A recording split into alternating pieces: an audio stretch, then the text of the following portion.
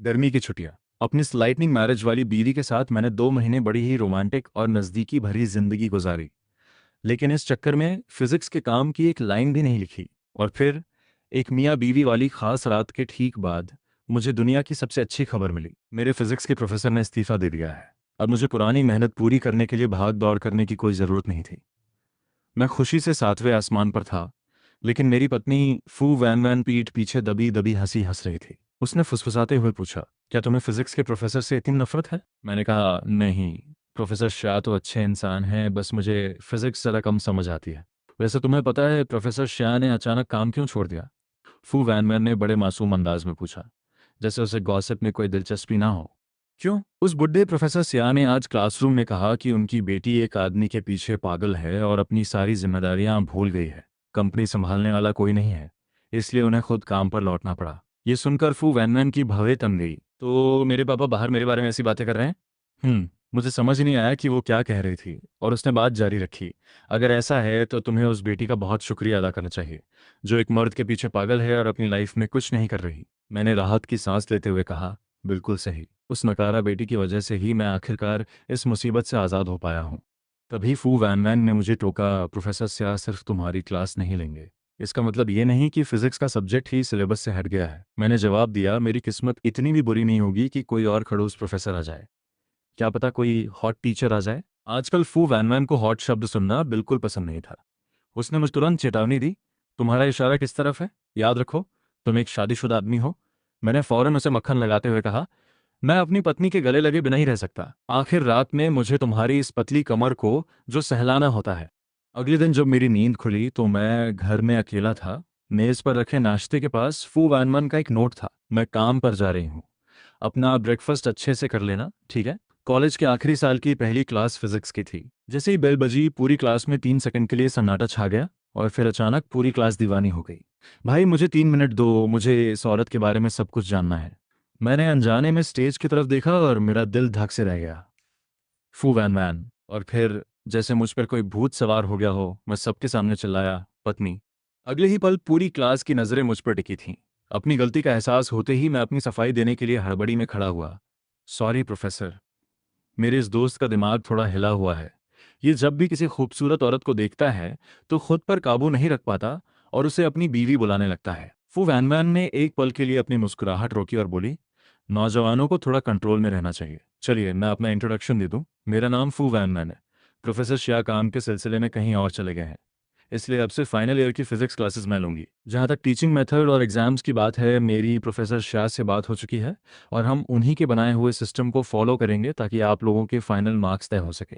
ये सुनते ही मुझे ऐसा लगा जैसे किसी ने मेरे सिर पर जोरदार मुक्का मारा हो। मेरी बीवी मेरी टीचर बन गई, लेकिन वो तो एक एजेंसी में काम करती थी, वो अचानक नंदा यूनिवर्सिटी में कैसे आ गई? सच में कॉलेज के आखिरी साल में मेरा टीचर स्टूडेंट वाला रोमांस शुरू हो गया। ये बहुत अजीब है। प्रोफेसर शाह ने जो होमवर्क दिया था वो मुझे ईमेल पर मिल चुका है। क्लास रिप्रेजेंटेटिव, थोड़ी देर में सारे असाइनमेंट्स मेरे केबिन रूम 803 मॉडल में ले आना। जिन स्टूडेंट्स ने काम पूरा नहीं किया है उनके पास कल सुबह तक का वक्त है। मैंने धीरे से कहा, प्रोफेसर क्या हम इसे 3 दिन बाद दे सकते हैं? हमें थोड़ा सुकून से काम करने दीजिए। होमवर्क उसूलों की बात है और मैं सबके साथ एक जैसा बर्ताव करती हूँ। मुझे पता है आप में से कुछ ने सुना था कि प्रोफेसर शाह जा रहे हैं और आपको लगा कि आप बच जाएंगे। कल सुबह 10 बजे तक जिसका काम जमा नहीं हुआ उसके पार्टिसिपेशन मार्क्स 50% काट दिए जाएंगे। प्रोफेसर शाह ने छुट्टियों से पहले ही आपको चेतावनी दी थी। मेरा मन किया कि सबके सामने खड़ा होकर उससे बहस करूं। आप में से कुछ वो मेरे बारे में ही बात कर रही है ना? कल ही तो उसने मुझे दूसरों की बर्बादी पर जश्न मनाते देखा था। तभी एक लड़का चापलूसी करने लगा, प्रोफेसर फू, क्या हमें आपका व्हाट्सएप मिल सकता है? व्हाट्सएप? बिल्कुल नहीं। मेरा ईमेल काम के दौरान एक्टिव रहता है। आज हमारी पहली मुलाकात है, तो आप जो चाहें पूछ सकते हैं। प्रोफेसर फू, क्या आप सिंगल हैं? फू वैनवैन की नज़र एक पल के लिए मुझ पर पड़ी। मैं सिंगल नहीं हूँ, मेरी शादी हो चुकी है। हमने हाल ही में कोर्ट मैरिज की है। जब आप सब ग्रेजुएट हो जाएंगे तो मैं सबको मिठाई खिलाऊंगी। उम्मीद है हमारा ये साल अच्छा गुजरेगा। उसके इतना कहते ही पूरी क्लास में फिर से शोर मच गया। बाहर से तो मैं शांत था, लेकिन मेरे अंदर तूफानों का सैलाब उमड़ रहा था। मैंने अपना पेन इतनी जोर से पकड़ा कि वो टूटने ही वाला था। झूठ ही, जब मैंने क्लास का ग्रुप खोला तो उसका नाम बदलकर फू वैनवैन से शादी करनी है रख दिया गया था। वो भले ही कितनी भी सख्त हो, लेकिन इस बात से कोई इनकार नहीं कर सकता कि वो बहुत खूबसूरत है। ऐसी हाई क्वालिटी बीवी मेरी किस्मत में क्यों नहीं आती? घर चलो फिर बताता हूँ। रात को जब फू वैन वैन घर आई तो मैं नीचे नहीं था। वो ऊपर आई और देखा कि मास्टर बेडरूम का दरवाज़ा अंदर से बंद है। गेस्ट रूम के बिस्तर पे एक छोटा कंबल और तकिया रखा था। ऐसा लग रहा था जैसे मुझे हमारे कमरे से निकाल दिया गया हो। चीम, दरवाज़ा खोलो, मैंने अनसुना कर दिया। अहम, सच में बाहर नहीं आओगे? घर आते वक्त रास्ते में एक नई बीबी की शॉप खुली थी। मैं वहां से कुछ खाने को लाई हूँ, क्या तुम्हें नहीं चखना? चूंकि मैंने रात का खाना नहीं खाया था, मैं अपनी इज्जत ताक पर रखकर दरवाजे के पीछे से चिल्लाया, क्या लाई हो? दिखाओ मुझे। इसमें मटन स्क्यूज़ हैं, रिब्स हैं और पैंचेता है। ये औरत जानती है कि मुझे कैसे मरना है। ये सब मेरी पसंदीदा चीज़ें थीं। जैसे ही मैंने दरवाज़ा खोला, उसका वो खूबसूरत चेहरा सामने था। मन किया कि उसे ज़ोर से भींच लूँ। मैंने उसके हाथ से बीब छीना। पतिदेव, अभी भी नाराज़ हो? अब गुस्सा थूक भी दो। मुझे पति मत बुलाओ। मैं तुम्हारा पति नहीं हूं। तुम्हें अच्छे से पता था कि मैंने होमवर्क नहीं किया है, फिर भी तुम कल मुझ पर हंस रही थी। तुमने ये जानबूझकर किया है ना? लेकिन तुम्हारी पत्नी ने तुम्हें आगाह किया था कि अपनी किस्मत पर भरोसा मत करो। क्या मैंने नहीं कहा था? हूं? तो क्या अब तुम्हें मेरा शुक्रिया अदा नहीं करना चाहिए? मेरा गुस्से वाला चेहरा देखकर फू वैनमैन अपनी मुस्कुराहट नहीं रोक पाई। तो बेबी अचम, याद रखना कि कल अपना होमवर्क सही वक्त पर जमा कर देना, ठीक है? उसका ये मजाकिया अंदाज मुझे पागल कर देता है। लेकिन अगर तुम अभी भी शुरू करो तो मुझे नहीं लगता कि तुम टाइम पर ख़त्म कर पाओगे। Good luck. मैं ऑफिस में एक मीटिंग में हूँ, कुछ चाहिए हो तो वहाँ आ जाना। हमारे बेबी एकेएम को अपना काम खुद ही ख़त्म करना होगा। मैंने अपना सारा दुख खाने निकाल दिया। पेट भर जाने के बाद मुझे फिर से होमवर्क की चिंता होने लगी। सच है, जब भूख लगती है तो सिर्फ खाने की चिंता होती है, पर पेट भरते ही हज़ार परेशानियां सामने आ खड़ी होती हैं। जब मैंने होमवर्क खोला तो मेरे हाथ पाँव ठंडे पड़ गए। न केवल काम बहुत ज़्यादा था, बल्कि मुझे एक भी सवाल हल करना नहीं आता था। मुझे पता है कि फू वैनवैन अपने उसूलों की पक्की है। अगर मैंने सच में काम जमा नहीं किया तो वो पक्का मेरे मार्क्स काट लेगी। भाड़ में जाए सब, मदद मांगने में कोई बुराई नहीं है। आखिर अपनी बीवी ही तो है। मैंने ऑफिस का दरवाज़ा खटखटाया और सीधा अंदर घुस गया। जानो, प्लीज़ मेरी मदद करो। फू वैनवैन एक वीडियो मीटिंग में थी और कंप्यूटर के दूसरी तरफ बैठे लोग मजाक उड़ाने लगे। तभी मुझे एहसास हुआ कि मैंने कितनी बड़ी बेवकूफ़ी कर दी है। मैं हड़बड़ाकर वहां से भाग निकला। 1 मिनट बाद फू वैनवैन ने मुझे बिस्तर में कंबल के अंदर मुंह छिपाए हुए पाया। क्या हुआ? बाहर आओ। उन्होंने तुम्हें नहीं देखा। शर्मिंदा होने की जरूरत नहीं है। लेकिन उन्होंने मेरी आवाज़ तो सुन ली। कोई बात नहीं, सुन ली तो सुन ली। मैं तुम्हारी पत्नी हूं तो तुम्हारे मुझे लव बुलाने में क्या बुराई है? तब जाकर मैं बाहर निकला और उसे गले लगा लिया। अमोर, हमारी शादी के वास्ते क्या मेरा होमवर्क थोड़ा पोस्टपोन नहीं हो सकता? फू वैनवैन को ये दो शब्द सुनकर बहुत अच्छा लगा। उसने अपनी मुस्कुराहट छिपाई। नहीं हो सकता। तुम अब मेरी पत्नी नहीं हो। मतलब, मैं तुम्हारी पत्नी तो हूं, लेकिन जैसा मैंने क्लास में कहा, होमवर्क उसूलों की बात है। तुम जैसे इंसान ने जिसने एक शब्द भी नहीं लिखा, उसके 80% मार्क्स कटेंगे। फुआन वैन, तुम हद पार कर रही हो। तुम सिर्फ 50% नहीं काट सकती। मुझे अपनी डिग्री के लिए अभी भी 3 क्रेडिट्स चाहिए। अगर तुमने 80% काट लिए तो मैं ग्रेजुएट नहीं हो पाऊंगा। और ये तुम्हारे पार्टिसिपेशन मार्क्स हैं, वो तो गए। अब अगर तुम्हें उन्हें बचाना है तो ये हमारे आकम के परफॉर्मेंस पर डिपेंड करता है। मैंने अपनी नज़रें झुकाईं और उसके होठों के कोने पर एक हल्का सा किस किया। स्टूडेंट आकम, मुझे बहकाने की कोशिश काम नहीं आएगी। और वैसे भी मैंने सुना है कि तुम हर खूबसूरत औरत को अपनी बीवी बुलाते हो। क्या ये सच है? एंड कोट, मैं हर खूबसूरत लड़की को वाइफ बोलता हूँ। और आप प्रोफेसर, आप जितने चाहें उतने पॉइंट्स काट लीजिए। ज़्यादा से ज़्यादा क्या होगा? ग्रेजुएट होने से पहले मैं फिर से शादी कर लूँगा और मुझे 5 एक्स्ट्रा क्रेडिट्स मिल जाएंगे। आज से हम सिर्फ प्रोफेसर और स्टूडेंट हैं, तो अच्छा होगा कि हम दूरी बनाकर रखें, चाहे कॉलेज हो या घर। जब तक प्रोफेसर फू पढ़ा रही हैं, मैं अपना फ़र्ज़ निभाऊंगा और शरीफों की तरह गेस्ट रूम में सोऊंगा। ठीक है? अगर मेरे प्यारे एकम को अपनी वाइफ की याद आए तो वो गेस्ट रूम में आकर मुझे ढूंढ सकता है। ठीक है? क्या मैं तुम्हें इतना डेस्परेट लगता हूँ? मैं तुम्हें ढूंढने क्यों आऊँगा? और हाँ, अब से तुम्हें क्लास में वो काली स्टॉकिंग्स पहनना मना है। अच्छा, ये तो जेलसी है। चलो ठीक है, मैं अपने पति की बात मान लेती हूँ। अब से मैं उन्हें सिर्फ घर पर पहनूंगी ताकि सिर्फ मेरा पति देख सके। ये कहकर मैंने दरवाज़ा बंद किया और सोने चला गया। फिजिक्स कोर्स की हफ्ते में 3 मेन क्लासेस होती हैं और उन्होंने सारी की सारी पहले 3 दिनों में रख दी। ये तो उन्हें ख़त्म करने जैसा है। मैं स्टेज पर खड़ी उस औरत को देखता रहा। आज, जैसा कि उम्मीद थी, उसने काली स्टॉकिंग्स नहीं पहनी थी। क्लास शुरू होने से पहले चलिए हॉलिडे होमवर्क के बारे में बात करते हैं। अभी भी 5 स्टूडेंट्स ऐसे हैं जिन्होंने होमवर्क सबमिट नहीं किया है। उनकी पार्टिसिपेशन ग्रेड 50% कम कर दी जाएगी। सचम, इस स्टूडेंट ने होमवर्क का एक शब्द भी नहीं लिखा है, इसकी पार्टिसिपेशन ग्रेड 80% कम कर दी जाएगी। मुझे उम्मीद है कि सब इसे एक वार्निंग की तरह लेंगे और अब से अपना काम टाइम पर सबमिट करेंगे। 80%। इस तरह तो भले ही वो फाइनल एग्जाम में पूरे मार्क्स ले आए फिर भी फेल हो जाएगा। क्या उसकी आचरण से कोई पुरानी दुश्मनी है? हाँ, जिन स्टूडेंट्स के मार्क्स कम हुए हैं वो एक्टिव पार्टिसिपेशन, इंटरैक्शन और अगली असाइनमेंट्स टाइम पर देकर उन्हें रिकवर कर सकते हैं। फू वैनमैन को मेरे लिए इतनी मुश्किलें खड़ी करते देख मेरे रूम 506 वाले दोस्तों ने मन ही मन उसे बहुत बुरा भला कहा। क्लास के दौरान न चाहते हुए भी मैंने ध्यान देने की कोशिश की। मैं इस डर से सुनता रहा कि कहीं 10 पॉइंट्स और न कट जाएं। लंच के वक्त जब सब डॉर्मेटरी में आराम कर रहे थे, सबको मेरे क्रेडिट्स की चिंता हो रही थी। मैंने सुना है कि अगले सैटरडे को एक वेलकम पार्टी होने वाली है और जो भी उसमें हिस्सा लेगा उसे एक्स्ट्रा एक्टिविटीज़ के 2 क्रेडिट्स मिलेंगे। ये सुनते ही मैं खुश हो गया। क्लास खत्म होते ही मैंने अपनी माँ को फ़ोन किया और उनसे अपना गिटार भेजने को कहा। जब मैं घर पहुंचा और माँ का भेजा हुआ पार्सल खोला तो देखा कि गिटार टूटा हुआ था। जब फू वैनमैन घर आई तो मैं उसे ठीक करने की कोशिश कर रहा था। बात यह है कि मैं अगले हफ्ते वेलकम पार्टी में परफॉर्म करने वाला हूँ। माँ ने आज गिटार भेजा था पर पता नहीं रास्ते में कैसे टूट गया। फू वैनमैन ने गिटार की हालत देखी और समझ गई कि ये इतनी जल्दी ठीक नहीं होगा। चिंता मत करो, कल मैं इसे रिपेयर के लिए ले जाऊंगी। इसमें कुछ दिन लगेंगे। ज़रूरत नहीं है, मैं क्लब के लड़कों से उधार ले लूंगा। एक ही बात है। फू वैनमैन ने कुछ नहीं कहा, बस टूटे हुए गिटार को वापस पैक किया और दरवाजे के पास रख दिया। तुमने वेलकम पार्टी में हिस्सा लेने का फैसला क्यों किया? मैंने चिढ़ते हुए कहा। क्यों? क्या इसलिए नहीं क्योंकि प्रोफेसर फू इतनी जालिम निकली और मेरे 80% पार्टिसिपेशन मार्क्स काट लिए? मेरे पास क्रेडिट्स वापस पाने का यही एक तरीका है। ये कहकर मैं उड़ा और ऊपर चला गया। नहाने के बाद मैं सोने ही वाला था कि वैन तकिया लेकर कमरे में आ गई। तुम्हें अंदर आने की इजाज़त किसने दी? क्या मैंने पहले नहीं कहा था? चाहे कॉलेज हो या घर, हमारा रिश्ता सिर्फ प्रोफेसर और स्टूडेंट का है। दूसरे कमरे में जाकर सो सचिन, थोड़ी तो मर्यादा रखो। इस औरत के आगे पिघलना नहीं है भाई। क्या तुम सच में मुझे गले लगाकर नहीं सोना चाहते? जरा सोचो मैं कितनी सॉफ्ट हूँ। और बात सिर्फ गले लगने तक ही सीमित नहीं रहेगी, पता है ना? जरूरत नहीं है, मुझे तुम नहीं चाहिए। फू वैनमैन जानती थी कि मैं बस जिद कर रहा हूँ। वो पास आई और धीरे से मेरी तरफ झुकी। उसकी पतली उंगलियों ने मेरा हाथ खींचा और वो मेरी बाहों में सिमट गई। इन 3 दिनों में मेरी याद आई, मैं पूरी तरह से उसके जादू में फंस गया था। मेरा बेबी एचएम कितना प्यारा है। अगले दिन जब मैं कॉलेज से लौटा तो घर पर एक नया गिटार देखा। फू वैनमैन किचन में डिनर बना रही थी।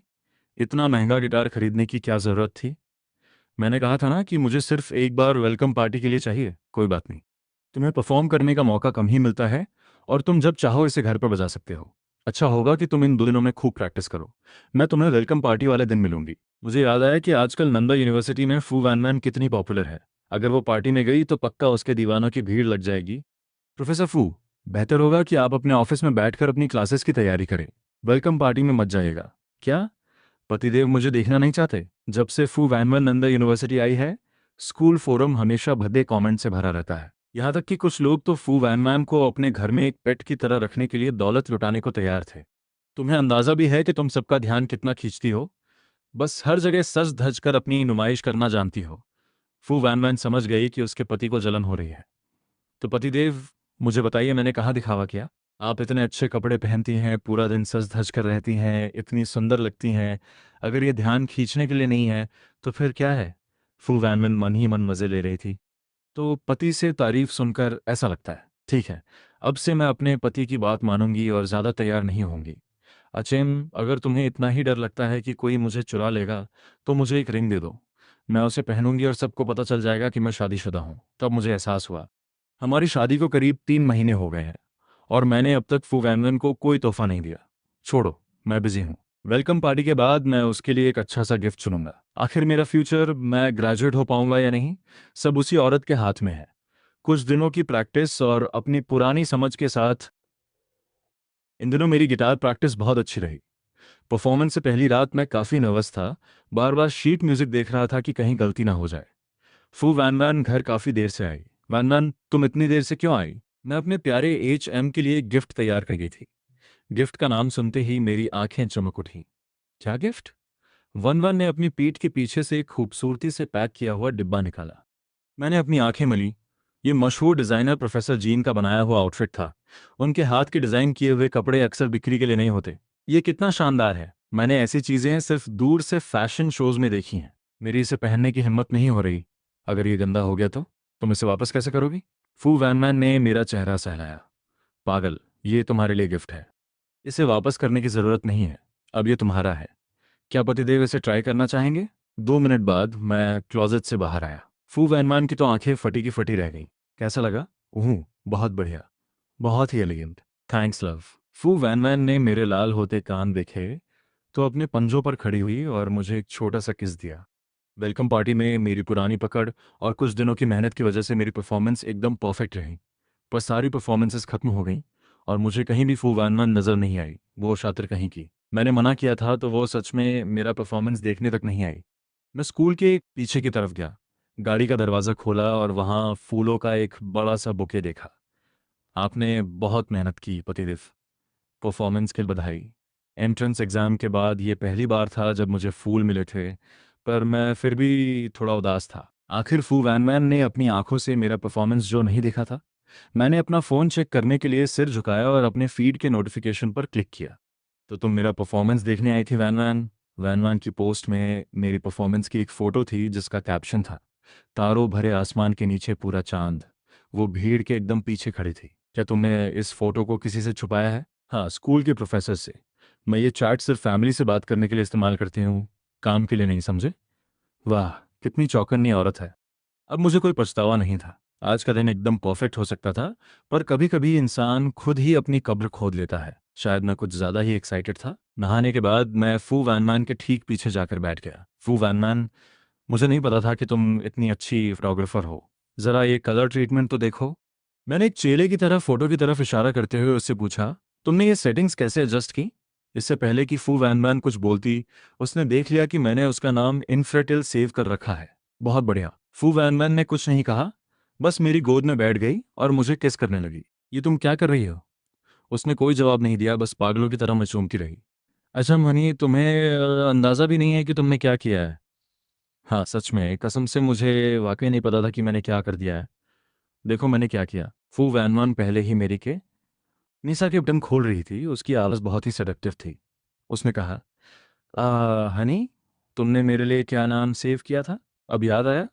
मैं 2 सेकंड के लिए फ्रीज हो गया और फिर तुरंत असलियत समझ आई। ऐसा नहीं है कि उस वक्त मुझे जलन हुई। ये औरत कभी कोई एक्सप्लेनेशन नहीं सुनती। किसने सोचा था कि फू वैनमैन मुझसे इस तरह लिपट जाएगी? मुझे पता था कि आज रात बचने का कोई रास्ता नहीं है। सैटरडे को मेरी आंखें दोपहर 12 बजे खुली। मेरे बगल में कोई नहीं था। मैंने अंगड़ाई ली और जब नीचे गया तो टेबल पर कुछ डिशेस रखी थीं। मैंने जानबूझकर शोर करने के लिए कुर्सी खींची। फू वैनमैन आखिरी डिश लेकर किचन से बाहर आई और मेरे बगल में बैठ गई। क्या हुआ हनी? मैंने कुछ नहीं कहा। मेरे दिमाग में बस कल रात की बातें चल रही थीं। हस्बैंड, मुझे माफ़ कर दो। कल रात मुझसे गलती हो गई। इसकी भरपाई के लिए क्यों ना हम बाद में किसी हॉट स्प्रिंग पर चलें? मैं कंफ्यूज हो गया। द चनन में हॉट स्प्रिंग्स हैं? अच्छे से खाना खा लो, बाद में मैं तुम्हें ले जाऊंगी। मैंने उसकी तरफ देखा और कुछ नहीं कहा। बाहर निकलते वक्त मुझे लगा कि फू वैनमैन की तबीयत ठीक नहीं है। फू वैनमैन, क्या तुम्हारी तबीयत ठीक नहीं है? तुम पीली दिख रही हो। क्या तुम्हें बुखार है? कहीं तुम्हें ठंड तो नहीं लग गई? कुछ नहीं है, मैं जल्दी ठीक हो जाऊंगी। बिल्कुल नहीं। बुखार गंभीर बात है। क्या होगा अगर इसका असर तुम्हारे दिमाग पर पड़ा? हॉस्पिटल पॉपुलर इन नानिन चलो। मैं अक्सर बीमार नहीं पड़ती, बहुत कम ही हॉस्पिटल आती हूँ। आउट पेशेंट डिपार्टमेंट के एंट्रेंस पर खड़े होकर मुझे समझ नहीं आ रहा था कि कौन सी स्पेशलिटी ढूंढूं। कुछ नहीं है, फिक्र मत करो। सीधा 8th फ्लोर पर चलते हैं। मेरी एक दोस्त वहाँ काम करती है। तो मुझे फू वैनमैन को 8th फ्लोर के एक डॉक्टर के कैबिन में ले जाना पड़ा। वैन, माना, तुम यहाँ हॉस्पिटल में क्या कर रही हो? फू वैनमैन ने मुझे गले लगाया और कहा, चलो मैं तुम्हें इंट्रोड्यूस कराती हूँ। ये जनजान है, मेरी कॉलेज फ्रेंड, और ये मेरे हस्बैंड है सचिन। हाय कन्हाडो। कन्हाडो? कितना एम्बैरसिंग निकनेम है। बेहतर होगा कि तुम उसे अच्छे से चेक करो। कल तक वो बिल्कुल ठीक थी और आज सुबह ऐसी उठी है। चेकअप के दौरान कैबिन में सिर्फ पेशेंट ही रह सकता है। कुन्हाडो, आप मेरे साथ बाहर इंतज़ार कर सकते हैं। वैन बिल्कुल ठीक हो जाएगी, पक्का। ये बहुत लंबे समय तक एब्स्टिनेंस में रहने की वजह से हुआ है। सब कुछ जमा हो गया है। बकवास मत करो और सुचन के सामने कुछ भी मनगढ़ंत बातें मत सोचना। सुना आपने कुन्हाडो, मेरी बहन का यह बुखार। फू वैनमैन ने जनजन को बोलने से रोकने की कोशिश की। क्या हुआ? मुझसे कुछ मत छुपाओ। बात यह है कि मेरी बहन बहुत लंबे समय से एब्स्टिनेंस में थी और वह सब एक्यूमुलेट हो गया। कुछ गंभीर नहीं है, वापस आते समय मैं खिड़की के बाहर देख रहा था, बहुत शर्मिंदा महसूस कर रहा था। हे भगवान, कितनी शर्म की बात है। क्या मतलब एब्स्टिनेंस? इतने लंबे समय से। कल रात तो हम दोनों साथ थे। धोखेबाज डॉक्टर। पक्का वो एक शार्लेटन है। रात में बिस्तर पर लेटे हुए मैं अपनी जिंदगी के बारे में सोच रहा था। मैंने महिलाओं के लिए प्रोलॉन्ग्ड एब्स्टिनेंस के खतरों के बारे में सर्च की। भाई साहब, फीमेल एब्स्टिनेंस के इतने खतरे हैं। कितना डरावना है। पर अगर सोचूं तो हम शादीशुदा हैं। इसमें शर्म कैसी? ऐसा तो है नहीं कि हमने पहले कभी नहीं किया। मैं उसे बुखार में तो नहीं रहने दे सकता, है ना?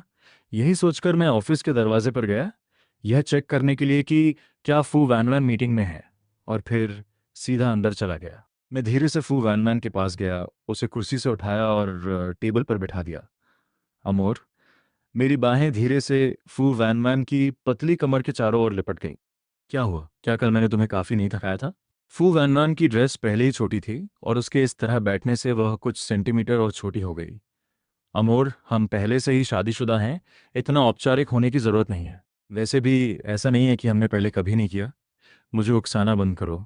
मेरी आवाज़ भारी हो गई, लेकिन बिना मेरे जाने मेरे कानों के किनारे लाल हो गए। उस पहली रात को तुम कितने बुद्धू थे।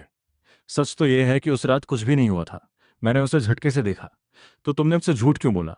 मैं नाराज़ हो गया। वो औरत धीरे से हंसी। मैं बस तुम्हें घर ले जाना चाहती थी।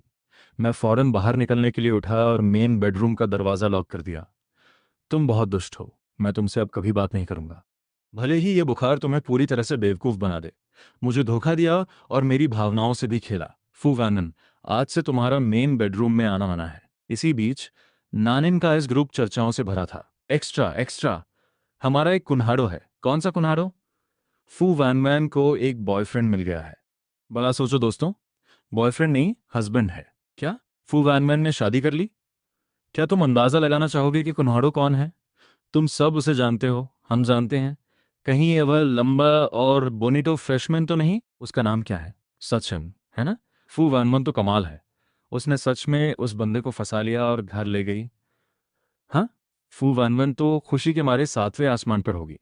तभी तो उसने हमें बाहर जाने के लिए बुलाना बंद कर दिया। पता चला कि वह पूरे दिन अपने पति के साथ रोमांस करती रहती थी। नहीं नहीं नहीं, इस बार तुम लोग बिल्कुल गलत हो। आज फू वैनवन हमारे हॉस्पिटल में आई थी। पता नहीं उन दोनों के बीच क्या चल रहा है। फू वैनवन को एब्स्टिनेंस की वजह से बुखार हो गया। हाँ, उसी वजह से बुखार। हम कम से कम 3 साल तक इस बात पर उसका मजाक उड़ा सकते हैं। फू वैनमैन एक एक करके मैसेजेस देख रही थी। उसके चेहरे पर असंतोष के भाव थे। इसके बारे में बात करना बंद करो। क्या तुम्हारा मूड खराब है? कुन्हाड़ों के साथ नहीं हो? उसने मुझे कमरे से बाहर निकाल दिया है। हालांकि मुझे नहीं पता क्यों, पर मुझे हंसने का बहुत मन कर रहा है। एक ऐसा आदमी है जिसे फू वैनमैन काबू नहीं कर पाई।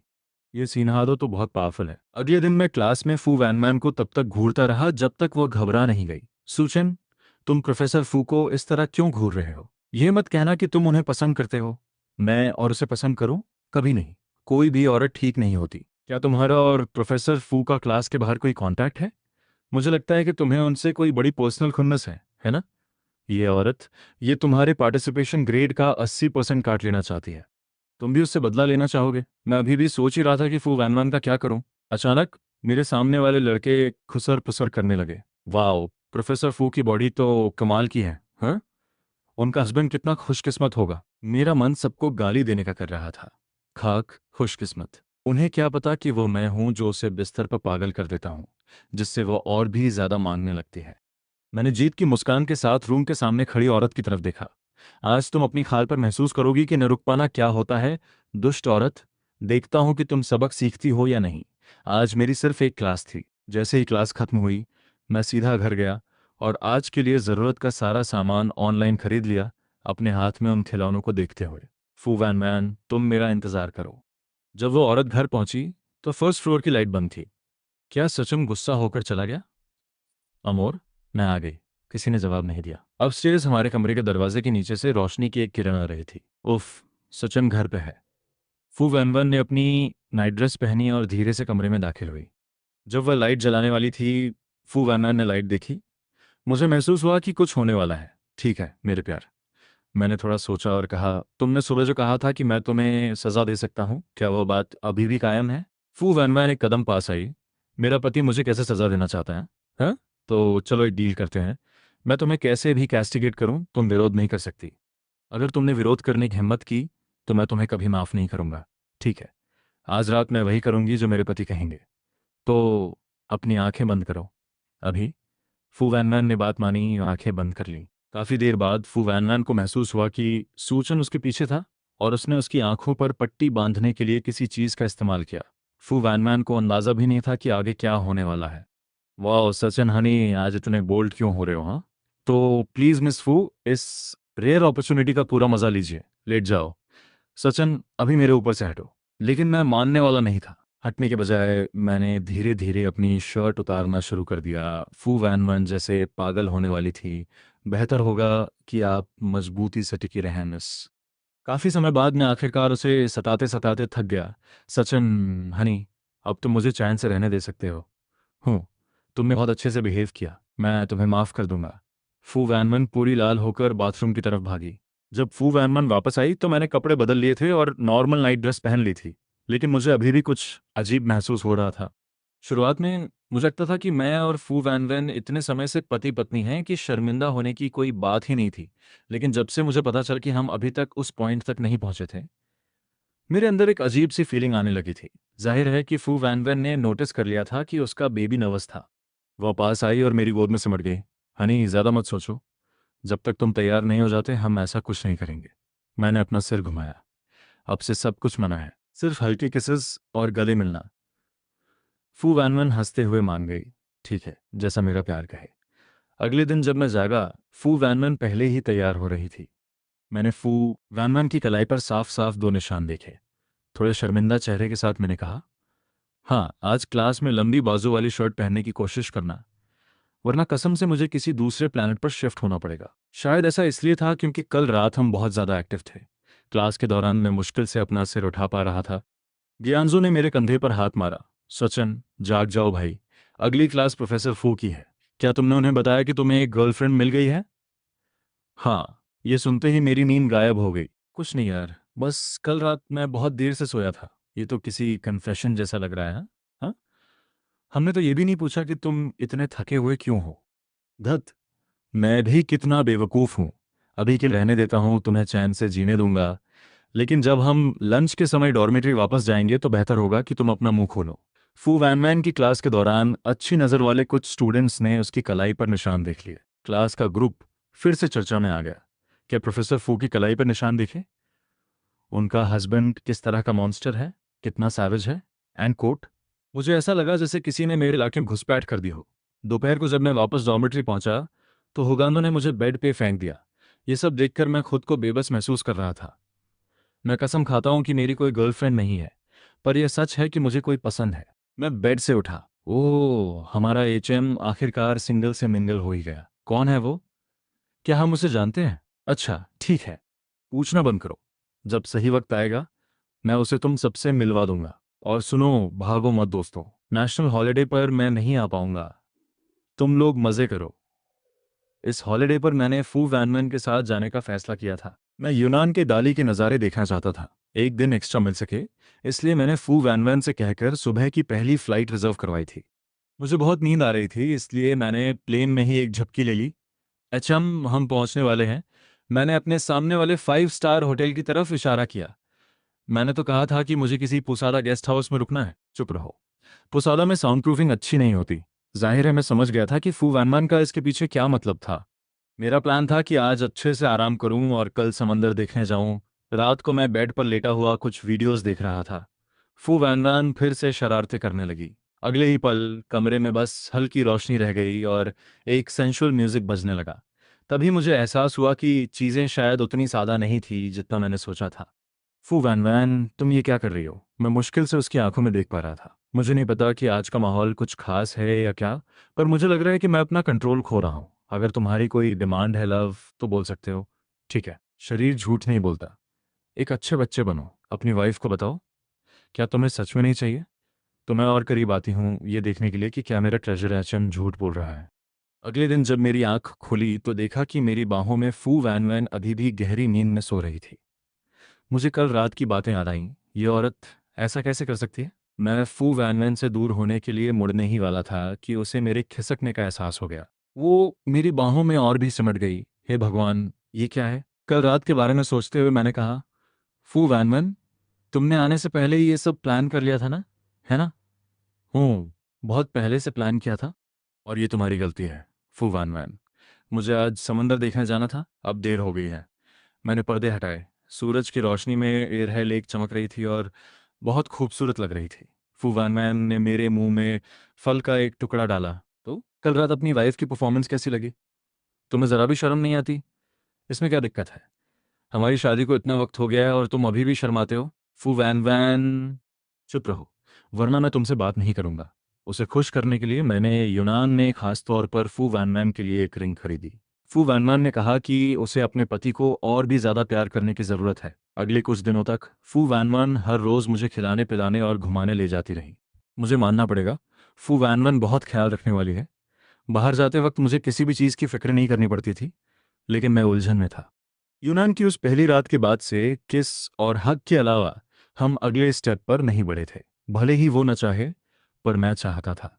हमारा असली प्लान छुट्टियों के आखिरी दिन नानचन वापस जाने का था, पर प्लान्स बदल गए। आखिरी दिन तूफान आ गया और फ्लाइट्स कैंसिल हो गईं। फू वैनवन ने फ्लाइट रीशेड्यूल की और हम एक दिन पहले ही घर आ गए।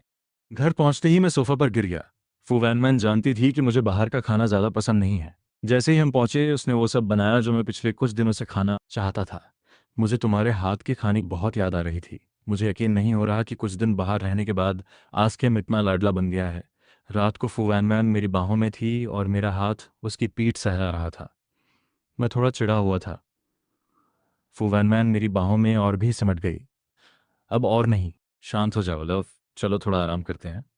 मैंने फू वैनमैन को एक तरफ धकेला और बेड के किनारे अकेले बैठ गया। थोड़ी देर बाद फू वैनमैन को लगा कि कुछ गड़बड़ है। वो झट से उठी और लैम्प चलाया। फू वैनमैन ने दोनों हाथों से मेरा चेहरा पकड़ा और मेरी तरफ देखा। क्या हुआ लव? फू वैनमैन, क्या हम ऐसे ही चलते रहेंगे? ऐसे ही चलने से तुम्हारा क्या मतलब है? अपनी वाइफ को बताओ कि क्या बात है। बेहतर होता अगर उसने न पूछा होता। अब जब उसने पूछ लिया तो मैं और भी चिढ़ गया। पहले फू वैनमैन हमेशा शरारतें करती रहती थी, मुझे उकसाती थी, और अब अचानक से शांतिनी पावन बनने का नाटक कर रही है। ऐसी बात नहीं है। उस रात के बाद मुझे लगा कि तुम बहुत थक गए थे और तुम्हें पसंद नहीं आया, इसलिए मैं तुम्हें कुछ दिन आराम देना चाहती थी। मुझे उसकी बातों पर यकीन नहीं हुआ। फू वैनमैन ने जोर से मेरा हाथ पकड़ा। महसूस कर रहे हो, मैं तुमसे सच में प्यार करती हूँ। तुम चूंकि मेरा ट्रेजर एचएम आज रात इतना प्रोएक्टिव है, तो अब मैं और कोई इनकार नहीं मानूंगी। जब से मेरे और फू वैनमैन के बीच वो सब हुआ, मेरी तो रातें जागते हुए गुजरने लगी। उसके बाद वो मुझसे और भी ज्यादा चिपकने लगी। मुझे कहना पड़ेगा, जब एक औरत को इस चीज का चस्का लग जाता है तो वो डरावनी हो जाती है। आज लंच के समय फू वैनमैन को ऑफिस में एक्स्ट्रा काम करना था। लंच करने के बाद मैंने एक लंच बॉक्स लिया और उसे फू वैनमैन के लिए ले गया। जैसे ही मैं ऑफिस में घुसा, फू वैनमैन ने मुझे दीवार से सटा दिया। दम, गर्दन पर किस मत करो। अचानक मुझे यूनिवर्सिटी फोरम के उन लोगों की याद आई जो मेरी औरत पर नजरें गड़ाए बैठे थे, और मुझे बहुत गुस्सा आया। वो सब अंधे हैं क्या? उसने पहले से ही डायमंड रिंग पहनी हुई है, और फिर भी वो ढीठ लोग उसके करीब आने की कोशिश करते हैं। सिर्फ सोचने भर से मुझे गुस्सा आ रहा था। अगले ही पल मैंने फू वैनमैन की पतली कमर को अपनी बाहों में घेरा, अपना सिर उसकी लंबी गर्दन की ओर झुकाया और काट लिया। कुछ ही देर में मैंने वहां 3 साफ दिखने वाले हिकी निशान छोड़ दिए। फू वैनमैन तुम्हारा पति है, समझे? खुद को संभाल कर रखा करो। बाहर ऐसे मर्दों की कमी नहीं है जिनके इरादे नेक नहीं होते। ठीक है, मैं अपने पति की बात मानूंगी। अगले दिन फिजिक्स क्लास में मुझे अब भी नींद आ रही थी। हफ्ते में 3 फिजिक्स क्लास क्यों होती हैं, और वो भी 2 सुबह सुबह?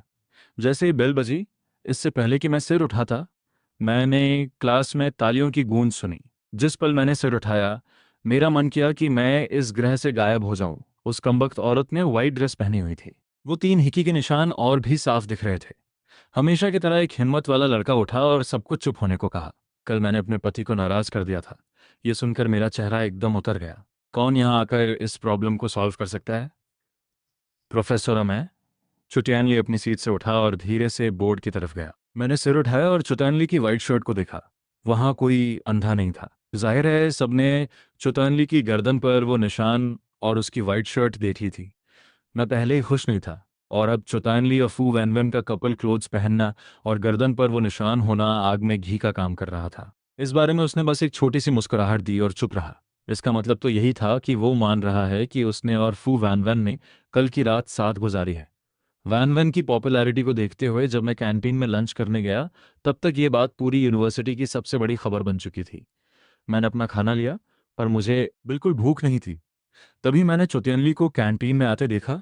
उसने जानबूझकर अपना कॉलर थोड़ा खोल रखा था, जैसे उसे डर हो कि कहीं किसी की नज़र उसकी गर्दन के निशानों पर ना पड़े। शाम को जब मैं क्लास के बाद घर पहुंचा तो सामने फू वैन वैन के बनाए हुए फ्राइड प्रॉन्स रखे थे। फू वैन वैन, मुझे रामेन खाना है। अरे रहने भी दो, रामेन में कोई न्यूट्रिशन नहीं होता। इसके अलावा इन दिनों तुम्हारा पेट भी कुछ ठीक नहीं है, तुम कचरा नहीं खा सकते। मैं पहले ही गुस्से में था। वैन वैन, इसका मतलब अब मैं अपनी मर्जी से रामेन भी नहीं खा सकता? फू वैन वैन पूरा दिन लैब में व्यस्त थी। उसने भाप लिया कि आज मेरा मूड ठीक नहीं है। वो मुड़ी और किचन में जाकर मेरे लिए रामेन बनाने लगी। जब मैं नहाकर नीचे आया, फू वैनवान ने टेबल पर रामेन लगा दिया था। वाह, टर्बो चार्ज रामेन। तुमने इसमें कितनी सारी एक्स्ट्रा चीज़ें डाली हैं। धीरे खाओ, कहीं जल न जाओ। पेट भरने के बाद मेरा मूड काफ़ी सुधर गया। बताओ, आज क्या हुआ? मैंने अपना फ़ोन फू वैनवान के सामने रख दिया। फू वैनवान के चेहरे के एक्सप्रेशन बिगड़ते चले गए। अचानक मुझे लगा कि मैं राई का पहाड़ बना रहा हूँ। वो एक्सपेरिमेंट्स में इतनी मेहनत कर रही है और फिर भी रात को घर आकर मेरे लिए खाना बनाती है, और मेरा रवैया ऐसा था।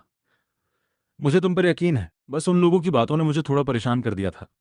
फू वैनवैन ने मेरा सिर सहलाया। फिक्र मत करो, मैं इसे संभाल लूंगी। रात को मैंने उसे गले लगाया। लव, क्या तुम्हें नहीं लगता कि मैं कभी कभी बहुत बचकाना हरकतें करता हूँ? बिल्कुल नहीं जान। तुम ऐसे क्यों सोच रहे हो? अब सिर्फ चटैनली से दूर रहना। फू वैनवन ने सिर हिलाया। ठीक है, जैसा मेरा लव कहेगा वैसा ही करूंगी। संडे को मौसम बहुत अच्छा था और मेरा मूड भी। मुझे पहली मंजिल पर धूप वाली एक अच्छी जगह मिली और मैंने पूरा दिन ड्राइंग की। जब मैं ऑफिस के पास से गुजरा, फू वैनवन ने अभी अभी फ़ोन काटा था। खत्म हो गया? चलो कहीं घूम कर आते हैं। फू वैनवन ने अपना हाथ उठाया और मेरा गाल खींचा। चलो। मुझे याद आया कि उसने अभी फ़ोन रखा था। क्या मैंने तुम्हारे काम में खलल डाला? नहीं। फू वैनवन थोड़ी देर रुकी। मेरे डैड पूछ रहे थे कि हम दोनों आजकल कैसे हैं। शादी के बाद ये पहली बार था जब मैंने फू वैनवन के मुंह से डैड शब्द सुना था।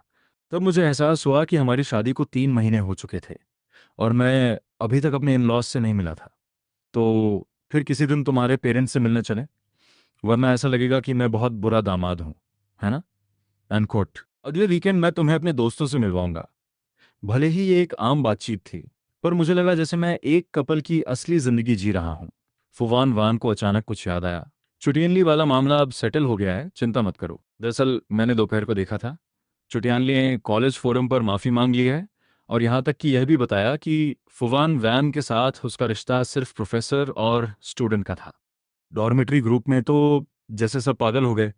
मैंने कहा नहीं था कि प्रोफेसर फू चुठानली जैसे लड़के में कैसे इंटरेस्ट ले सकती हैं। कितना बेशर्म है। ये तो मिस्ट्रेस होने जैसा ही हुआ ना। देखा, मेरी औरत वैसी नहीं है।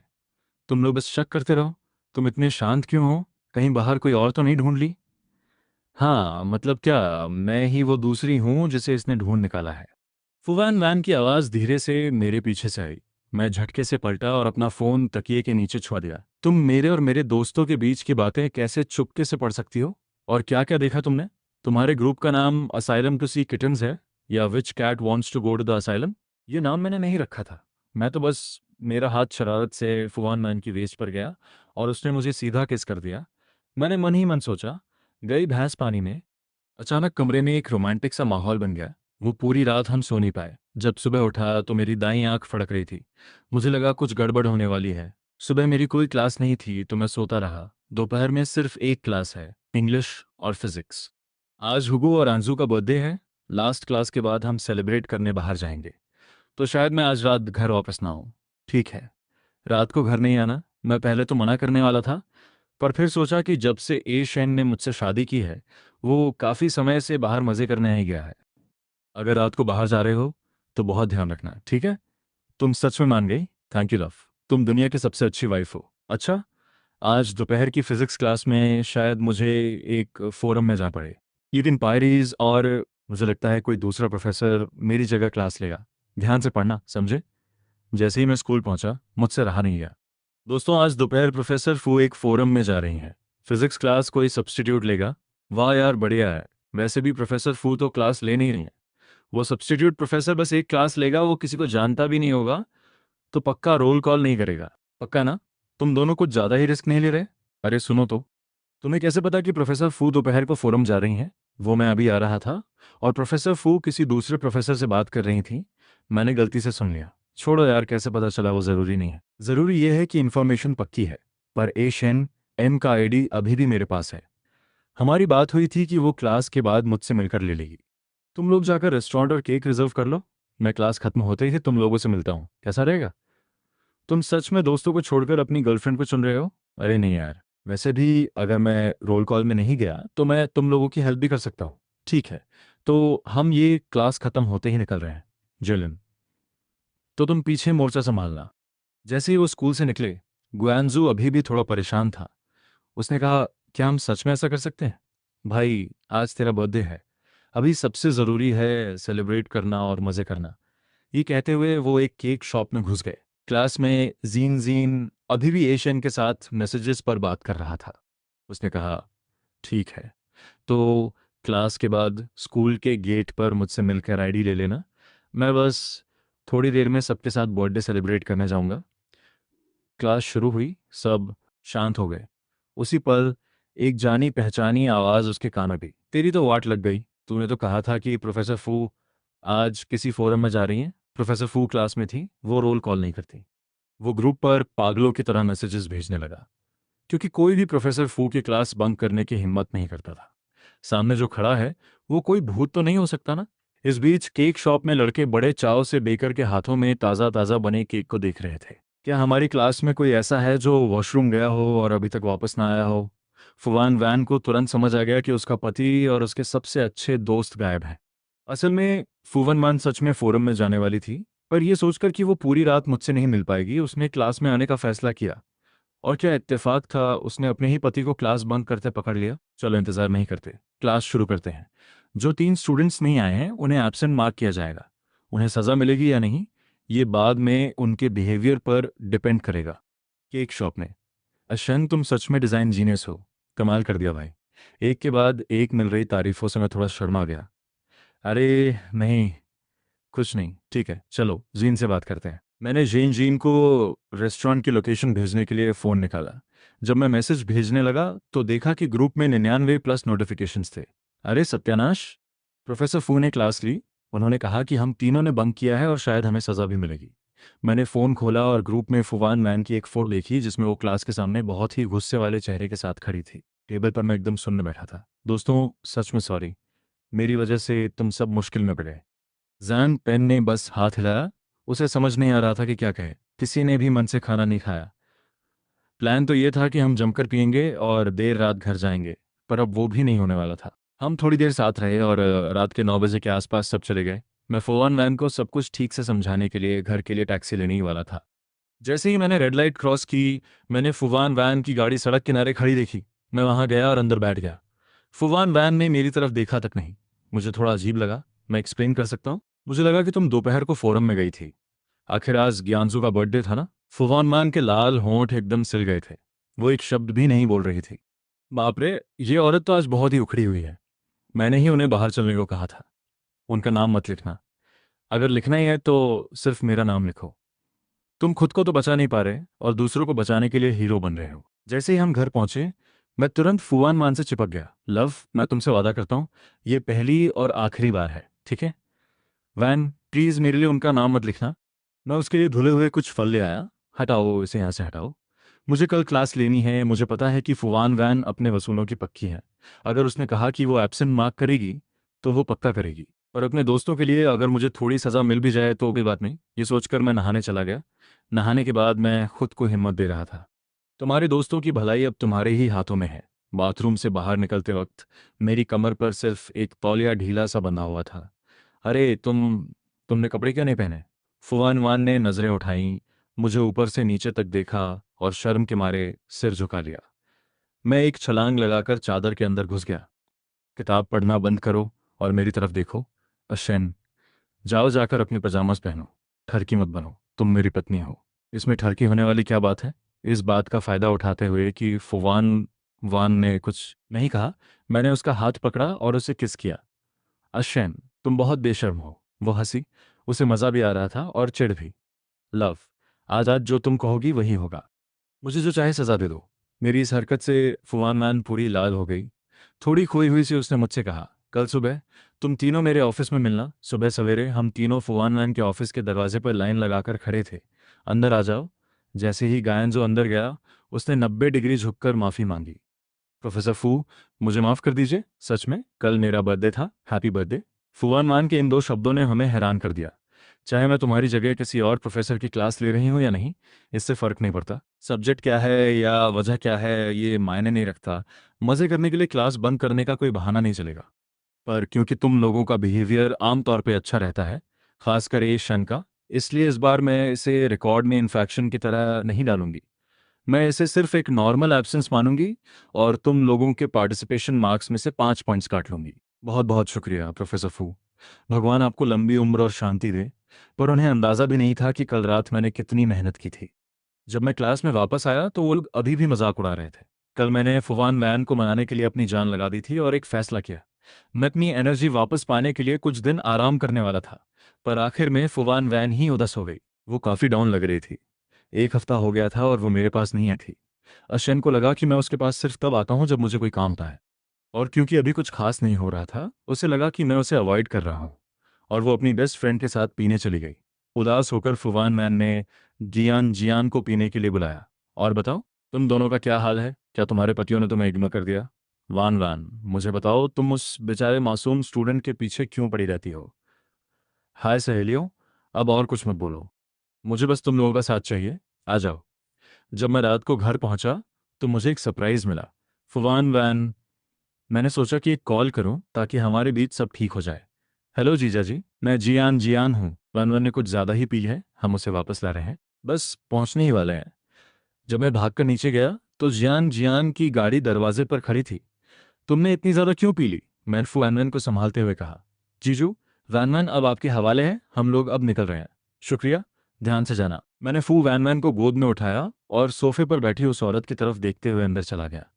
कोई इतना ज़्यादा कैसे पी सकता है कि उसे घर का रास्ता ही ना मिले? ये पहली बार था जब मैंने वैन वैन को इस तरह नशे में देखा था। वैन वैन ने मेरे गले में अपनी बाहें डाल दी और मुझे जोर से गले लगा लिया।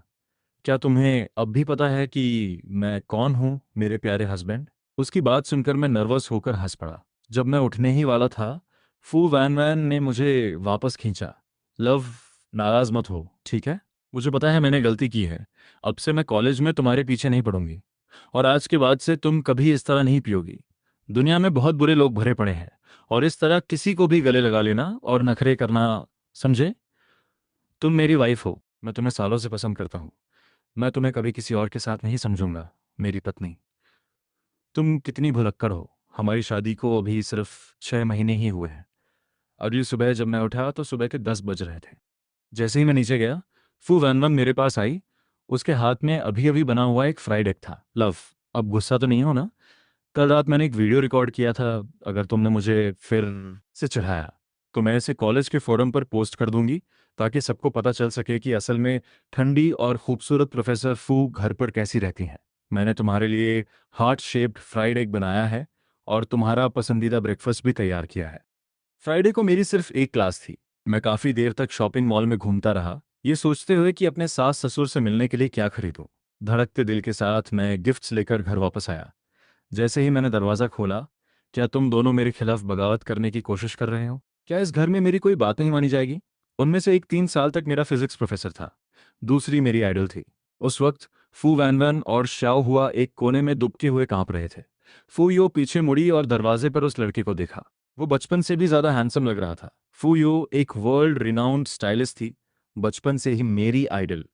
वैन वैन ने मुझे दरवाजे से अंदर खींचा। मम्मी, आपने इसे डरा दिया क्या? अचन, ये मेरी माँ है और ये मेरे पापा हैं professor Shao.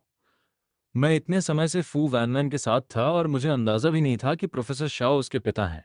Uncle Shao, aunty फू। हेलो। वैन वैन और मैं कल आप लोगों से मिलने आने का प्लान बना रहे थे।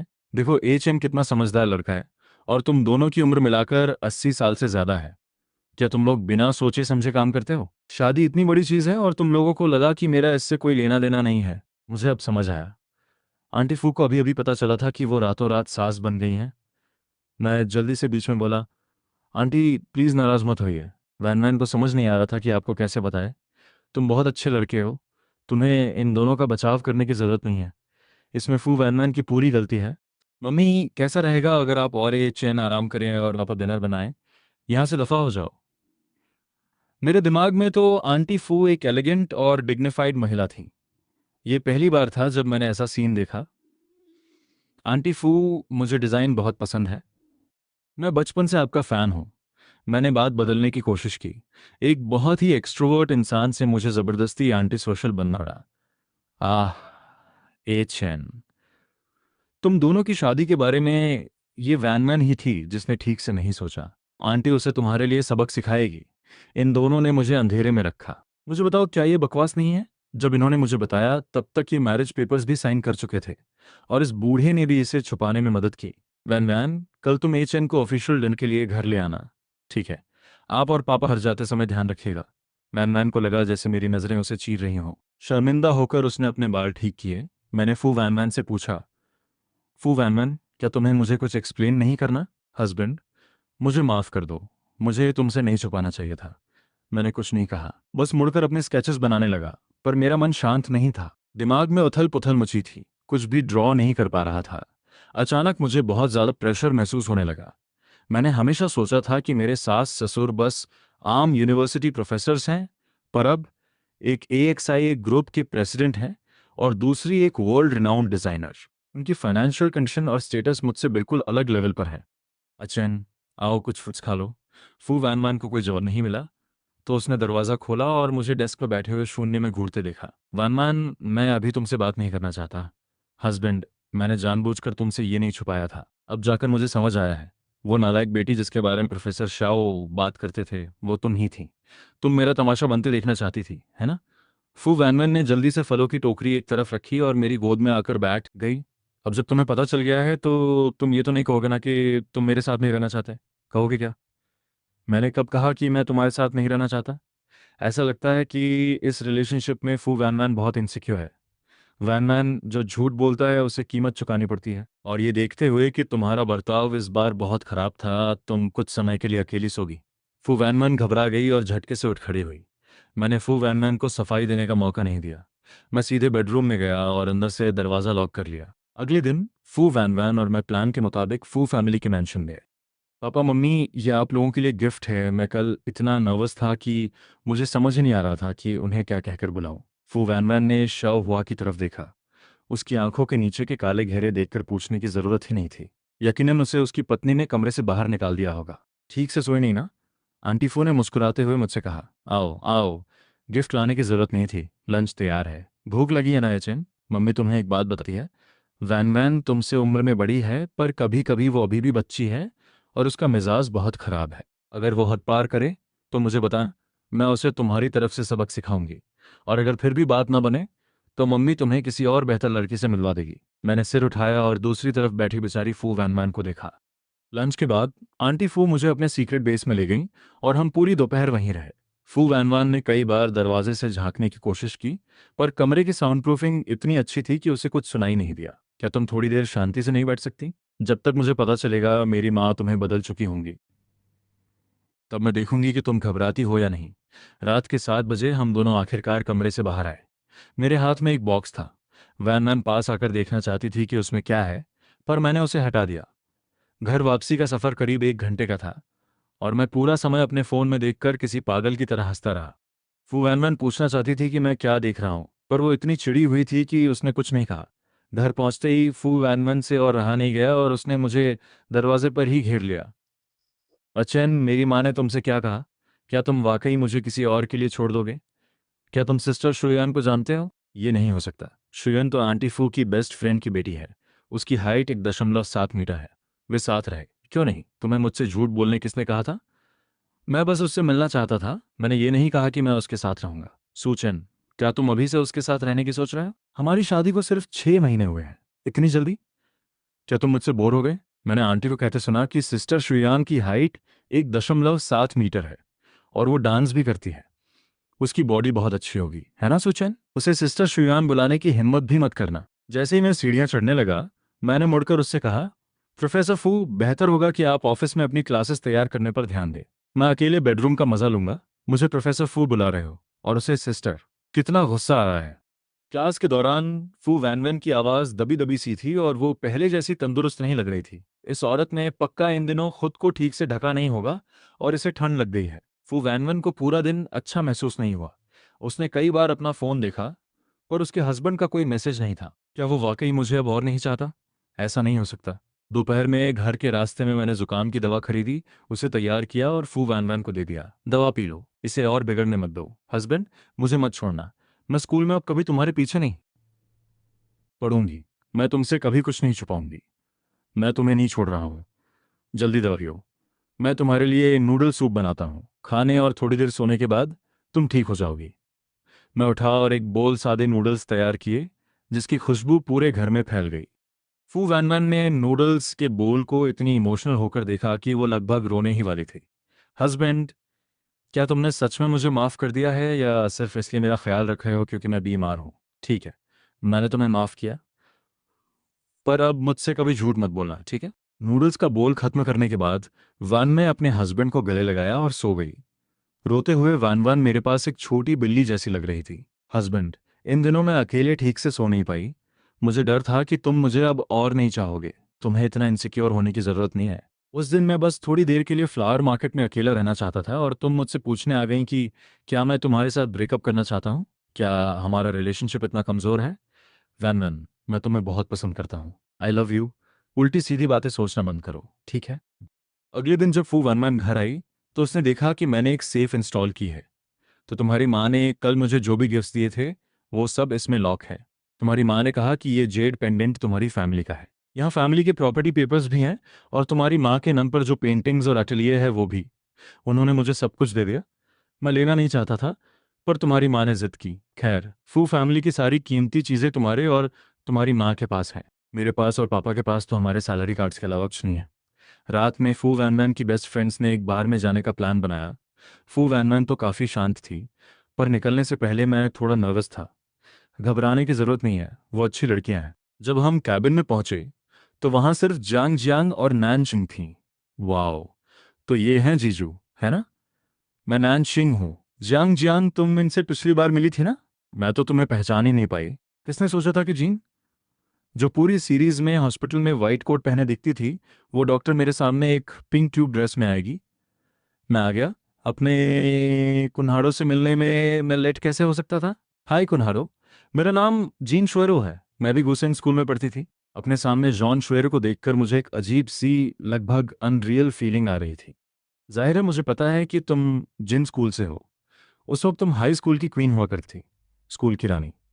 ओ कुन्हाड़ो, यहाँ आपने बहुत बड़ी गलती कर दी। हमारे स्कूल की रानी तो वैनमैन थी। यकीनन ऐसा नहीं हो सकता कि आप उस वक्त वैनमैन को नहीं जानते थे, है ना? खैर, उस समय उसे बस पढ़ाई की धुन सवार थी, तो शायद इसलिए आप उसे नहीं जान रहे होंगे।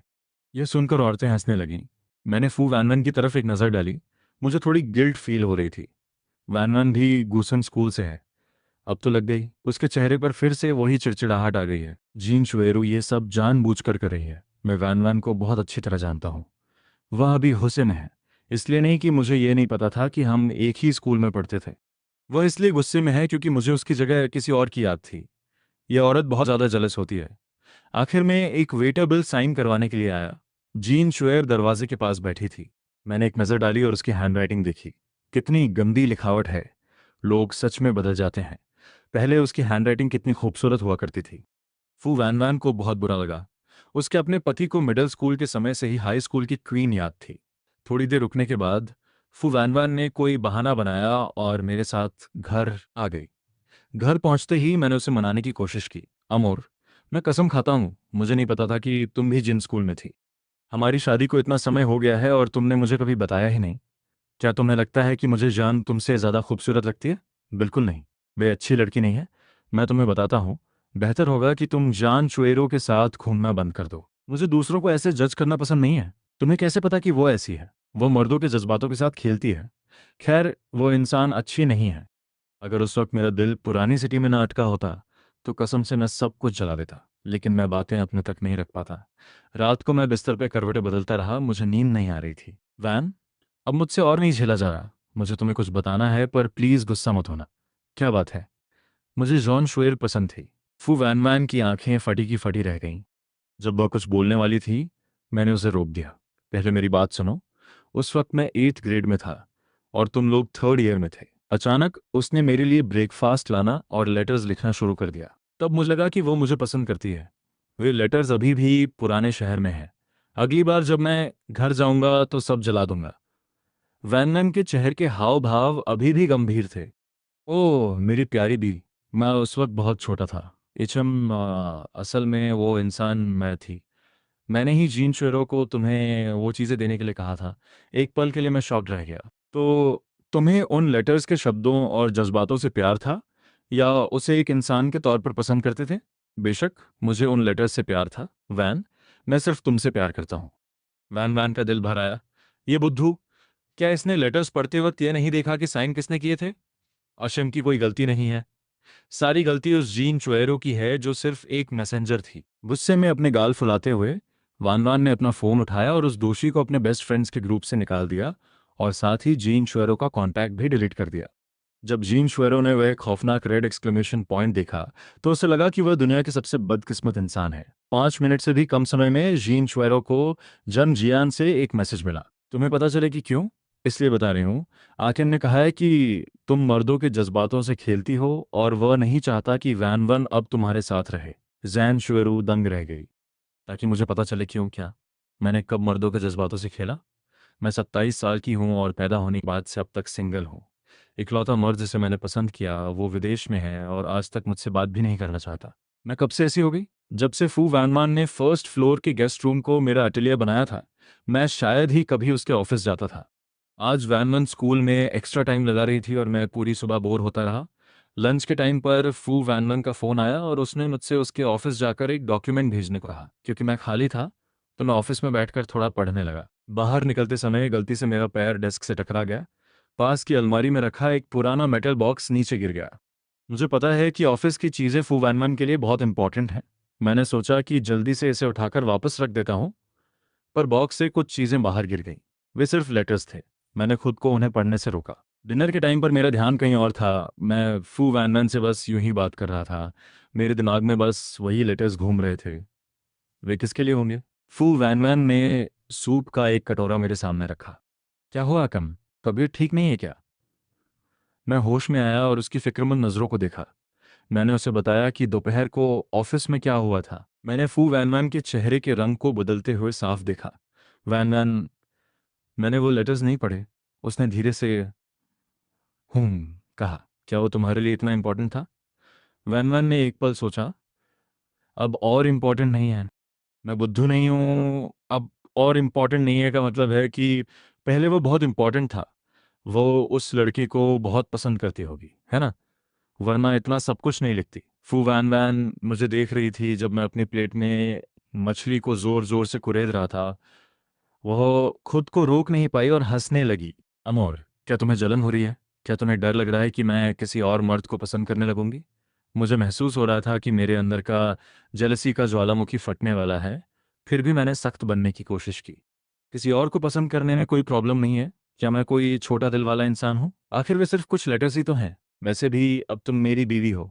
और फिर मुझे लगा कि मैं सच में बहुत छोटे दिल का हूँ। सिर्फ ये सोचकर कि किसी और मर्द को फू वैनमैन का प्यार मिला, मुझे अपने हाथ का सूप भी खट्टा लगने लगा। चिढ़कर मैंने कटोरा और चम्मच छोड़ दिया। फू वैनमैन समझ गई कि मैं सच नहीं बोल रहा हूँ, और इसके बजाय उसने सफाई देना बंद कर दिया। वो शांति से खाना खाने लगी। इस दौरान फू वैनमैन ने नोटिस किया कि मैं हमेशा अटेलियर में रहता हूँ, बस शून्य में ताकता रहता हूँ और उसके पास बैठने का समय नहीं है। नहीं, ऐसा नहीं चलेगा। अगर ये ज़्यादा समय तक चला तो इसका असर मेरे प्यारे पति के साथ मेरे रिश्ते पर पड़ेगा। फू वैनमैन अंगूर की प्लेट लेकर अटेलियर में आई। वह मेरी गोद में सिमट गई। अच्छा मेरे जान, तुम उदास क्यों हो? अपनी बीवी को बताओ। फू वैनमैन बड़े लाड से मेरी गोद में दुबक गई। मैंने उसके सिर को सहलाया। कॉन्टेस्ट के लिए ड्राफ्ट अभी तक तैयार नहीं हुआ है जान। अपना ड्राफ्ट मेरी माँ को भेज दो ताकि वो उसे देख सके। आमतौर पर मैं कई प्रोफेशनल मसलों में अपनी सास से मदद लेता था। इन 2 महीनों में मैंने सच में काफ़ी सुधार किया था। लेकिन वो कॉन्टेस्ट की जज हैं। अगर मैं उनसे अपना काम रिव्यू करने को कहूँ तो ये दूसरों के साथ नाइंसाफ़ी होगी। नहीं, तुम्हारी माँ कॉन्टेस्ट की जज है। लोग कहेंगे कि मुझे फेवर मिल रहा है। वाह, मेरा पति कितना ईमानदार है, वैनमैन ने प्यारी सी मुस्कान के साथ कहा। मैंने मायूसी से जवाब दिया। मैं कॉलेज के एक साथी को जानता हूँ। सुना है कि उसने अपना डिज़ाइन पूरा कर लिया है और मैं अभी भी यहाँ कलर्स के सैचुरेशन को लेकर सिर खपा रहा हूँ। मुझे लगता है कि मैं दूसरों से हमेशा एक कदम पीछे हूँ। वैनमैन ने मुझे तसल्ली दी, तेज होने का मतलब अच्छा होना नहीं होता। आर्ट को बड़ी बारीकी से तराशना पड़ता है। अगर तुम्हारे पास आइडियाज नहीं है तो हम बाहर घूमने जा सकते हैं, थोड़ा धीरे चलेंगे, कोई बात नहीं। तुम्हारा क्या ख्याल है, इस वीकेंड हम हॉट स्प्रिंग्स चलें? मैंने प्यार से सिर हिलाकर हाँ कह दिया। ये देखकर कि मैं बात मान ली है, वानवर ने खुशी खुशी मेरे चेहरे पर कई बार किस किया। ये तुम्हारे लिए नाम है क्योंकि तुमने बाहर जाने की बात मान ली। बताओ तुम क्या खाना चाहते हो, मैं बनाऊंगी। तो फिर अपनी स्पेशलिटी बनाओ, कोका कोला चिकन मिक्स। वह हंसी। तो फिर आज रात तुम्हें भी मुझे इसका बदला रिवॉर्ड देना होगा, समझे? फ्राइडे को जैसे ही क्लास खत्म हुई, हम सीधे कॉलेज से निकल गए। मैं बड़ी चालाकी से कार में बैठ गया। फू वैनवन ने शिकायत भरे अंदाज में मेरी तरफ देखा। अमोर, हम अपना रिश्ता सबके सामने कब ला पाएंगे? जैसे ही मैं ग्रेजुएट हो जाऊंगा हम सबको बता देंगे। ठीक है मेरी जान, बस थोड़ा सा और सब्र कर लो। हॉट स्प्रिंग्स एक लग्जरी डेकोरेशन वाले होटल के अंदर थे। जैसे ही हम पहुंचे, एक कर्मचारी हमें कमरे तक ले गया। मैंने झुककर फू वैनवैन के कान में फुसफुसाया, अमोर, तुमने ये सब कितनी सावधानी से प्लान किया है, तुम कितनी ख्याल रखने वाली हो। ये प्रोफेसर चिया का होटल है। मैं अंदर से थोड़ा चौंक गया, पर फिर मैंने इसे सहजता से लिया। कोई ताज्जुब नहीं कि प्रोफेसर चिया का इतना बड़ा होटल है, तो इसका मतलब हमें पैसे नहीं देने पड़ेंगे। अगर तुम रात को अच्छे से बर्ताव करोगे तो तुम्हारा कर्ज हमेशा के लिए माफ है। मैं सच में फू वैनमैन से तंग आ गया था। फू वैनमैन, क्या तुम्हारे इस दिमाग में कुछ भी नॉर्मल है? सिर्फ जब मैं तुम्हारे साथ होती हूँ तब मैं नॉर्मल नहीं होती। रात को जब मैं नहा रहा था, फू वैन वैन नीचे रात का स्नैक लेने गई और उसे चुठैननी ने देख लिया, जो वहां किसी डेट पर आया था। चुठैननी को याद आया कि पिछली बार स्कूल के फोरम पर क्या हुआ था और कैसे उसकी वजह से उसकी इज्जत मिट्टी में मिल गई थी। फू वैन वैन, उस फोरम वाले वाकये ने मेरा मान सम्मान सब खत्म कर दिया था। आज मुझे मौका मिला है और मैं इसे खत्म करके रहूंगा। फू वैन वैन ने डिलीवरी ली और सड़क के दूसरी तरफ एक बेकरी देखी, लेकिन काफ़ी देर हो चुकी थी तो उसे थोड़ा इंतज़ार करना पड़ा। पेमेंट करने के बाद उसके फ़ोन की बैटरी ख़त्म हो गई और वो बंद हो गया। काफ़ी देर बाद वैन वैन हाथ में केक लिए जल्दी जल्दी होटल लौटी। जैसे ही वो लिफ्ट से बाहर निकली, उसने बाहर शोर शराबा सुना। वो अंदर देखने के लिए पंजों के बल खड़ी हुई और मुझे दरवाजे पर खड़ा देखा। मेरे बाल भीगे हुए थे और माथे पर एक लाल निशान था। वैन वैन सिक्योरिटी गार्ड्स को पीछे छोड़ती हुई दौड़कर आई। केक ज़मीन पर गिर गया। क्या हुआ मेरी जान? जब मैंने फू वैन को वापस आते देखा तो मैंने तुरंत उसका हाथ पकड़ लिया। तुम कहाँ थी? तुम्हारा फोन बंद क्यों था? वनमान ने माथा से कोड़ा। मैं केक लेने गई थी, फोन की बैटरी खत्म हो गई थी। सॉरी मेरी जान। बगल में खड़ा मैनेजर ऊपर से नीचे तक कांप रहा था। प्रेसिडेंट फू, कोई आपके कमरे में घुस गया था और उसने आपके दामाद हस्बैंड को चोट पहुंचा दी। यह सुनकर परेशान वैन ने मैनेजर को तुरंत डॉक्टर बुलाने का हुक्म दिया। शेन, ये सब क्या हुआ? फू वैनवान ने मेरे माथे से बाल हटाए। उनके चेहरे पर चिंता साफ दिख रही थी। मैं दर्द से करा उठा। मैं अभी नहाकर निकला ही था कि दरवाजे पर शोर सुना। मुझे लगा तुम वापस आ गए हो, इसलिए मैंने ध्यान नहीं दिया। पर जैसे ही मैं बाहर आया, मैंने उस घटिया चतियानले को मेरे बेड पर बिना कपड़ों के लेटे हुए देखा। मुझे बहुत गुस्सा आया और मैं उस पर टूट पड़ा। फू वैनमैन का चेहरा गुस्से से काला पड़ गया। और तुम्हारे सिर पर ये चोट? उसने मुझे पानी के गिलास से मारा था। और जान, मैं भी पीछे नहीं हटा। मैंने भी उसे खूब पीटा। फू वैनमैन ने अपनी उंगलियों से मेरे माथे की सूजन को धीरे से छुआ। उसकी आंखें एकदम लाल हो गईं और आवाज़ कांपने लगी। उसकी हिम्मत कैसे हुई? मैंने उसका हाथ पकड़ा और उसे शांत करने के लिए उसकी उंगलियों को दबाया। कुछ नहीं हुआ, बस एक छोटी सी खरोंच है। मैंने भी उसे मजा चखा दिया। उस बेवकूफ की हालत देखो, मुझे नहीं लगता वो अभी खड़ा भी हो पाएगा। तभी होटल मैनेजर घबराते हुए आया। सर, हमने पुलिस को बुला लिया है और सीसीटीवी फुटेज भी निकाल ली है। चिटियाल ने तब अंदर घुस गया जब सफाई चल रही थी। उसने दरवाज़ा खटखटाया और अंदर आने में कामयाब रहा। हम पूरी जिम्मेदारी लेते हैं, मेडिकल बिल्स और बाकी सारा खर्चा होटल उठाएगा। फू वैनमैन की नज़रें बर्फ की तरह ठंडी थीं। वो बिल्कुल बदली हुई लग रही थी। जिम्मेदारी लोगे? क्या तुम संभाल पाओगे? पहले तो होटल की सिक्योरिटी की जांच करो और जितने भी लापरवाह स्टाफ हैं उन्हें नौकरी से निकालो। दूसरा, सारी रिकॉर्डिंग्स और सबूत पुलिस को दो। मैं उस पर ट्रेसपास और असॉल्ट का केस करूंगी। मैं चाहती हूँ वो जेल में सड़े। तीसरा, उसे यूनिवर्सिटी ऑफ नंदा से निकालने के कागजात तैयार करो। मैं खुद डीन को जाकर दूंगी। पुलिस जल्दी आ गई। चटानलाई अभी भी हीरो बन रहा था। उसने कहा कि वो फू वैनवान को जानता है और बस उसका इंतजार कर रहा था, पर मैंने सब गलत समझ लिया। फू वैनवान ने अपने फ़ोन पर सबूत दिखाए और वो तुरंत ठंडा पड़ गया। उसे गिरफ्तार कर लिया गया। डॉक्टर ने मेरे घावों की पट्टी की। सब मेरी गलती है। अगर मैं केक लेने नीचे नहीं जाती या अपना फ़ोन बंद नहीं करती तो ये सब नहीं होता। अरे इसमें तुम्हारी कोई गलती नहीं है, वो इंसान ही घटिया था, ये सब उसने किया, मैंने उसे दिलासा देते हुए कहा। और देखो ना, तुम मेरे लिए केक लाना चाहती थी, मेरा दिल भर आया। वो मेरे गले लग गई और दबी हुई आवाज़ में बोली, केक ज़मीन पर गिर गया। मैं चाहती थी कि तुम उसे टेस्ट करो। मैं मुस्कुराया, कोई बात नहीं, अगली बार हम और ले आएंगे। हम 10 केक खरीदेंगे जब तक हमारा पेट नहीं भर जाता। उस रात फू वैनमैन ने पूरे समय मेरा हाथ थामे रखा। वो ठीक से सो भी नहीं पा रही थी, हल्की सी आवाज़ से भी वो चौंक कर जाग जाती। मैंने उसे कसकर पकड़ लिया और उसके कान में धीरे से कहा, डरो मत, मैं यहीं हूँ, अब तुम्हें कोई हाथ भी नहीं लगा पाएगा। उसने नींद में ही जवाब दिया और मेरे सीने से चिपक गई। अगली सुबह हम नान वापस आ गए। चुठानले का केस जल्दी सुलझ गया। ट्रेसपैसिंग और मारपीट के पुख्ता सबूत थे। यूनिवर्सिटी ऑफ नानवा ने भी एक नोटिस जारी कर उसे निकाल दिया। उसकी सारी चालाकी उसी पर भारी पड़ गई। बुरों का अंत ऐसा ही होता है। जब चुटियानले का मामला खत्म हुआ तो मुझे चैन मिला और मैं अपने डिज़ाइन कंपटीशन के प्रोजेक्ट में जी जान से जुट गया। फू वैन वैन हर दिन मेरे साथ रहती, मुझे चाय पानी देती और फल छील कर खिलाती। जब मेरे पास आइडियाज़ खत्म हो जाते तो वो मुझे पार्क ले जाती।